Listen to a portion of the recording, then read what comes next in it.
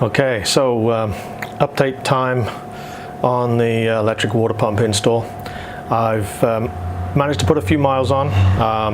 Actually went to the Gravity car show a week or so ago, which is about kind of a 75 mile each way, so about a 150 mile round trip, and struggled to get the car up to temperature. So as soon as I'm on the highway, as soon as you're doing 70 miles an hour, in about 10-15 minutes, temperatures dropped way down to about 72 degrees, which means then I still have the wax pellet in the throttle body and a few other things, and I think it's causing a few issues. We get back to a high idle, and then obviously without adjusting temperatures on the ECU, she's not running quite right at that, and you certainly can't give it any throttle. So spoke to Craig, the water pump people, and really their only recommendation, as the controller isn't programmable, I can't change the duty cycle of how the water pump runs. Their recommendation was to reinstall the thermostat and just drill a couple of bypass holes in it so that there's coolant flow. But to do that, you have to block off the thermostat bypass. The EWP kit has a part that goes in there. You probably remember seeing it. I'll show you in a second.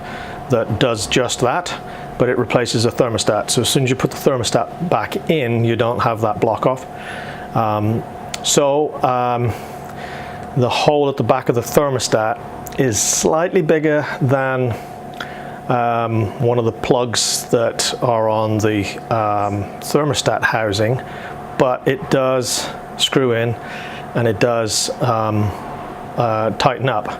So that's what I've done. I'll show you that, and at least that'll prove that a thermostat with some bypass holes drilled in it solves the problem.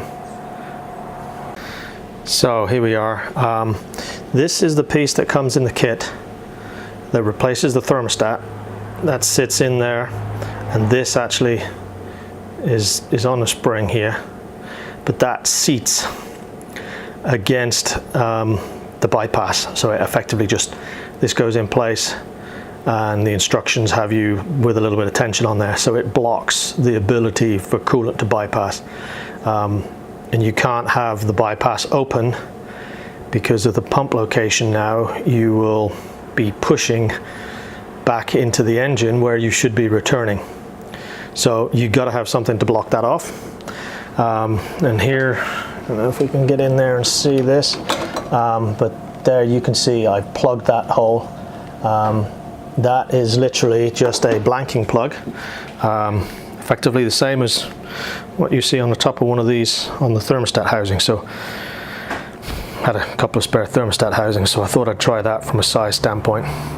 So I think that would do us, at least from a prove the concept standpoint, and we'll see how we go. So I'll get this back together,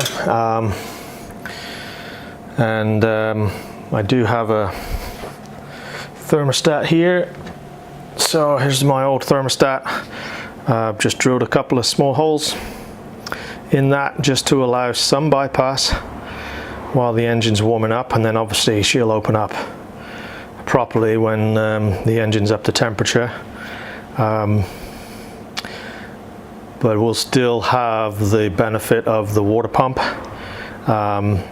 you know, in that it's cycling and alters its duty based on temperature. And one feature that I really liked, obviously, is the 3-minute run on once you've shut the engine off. So we'll maintain all those features, and then we'll get out for a run tomorrow. I'm actually going to go to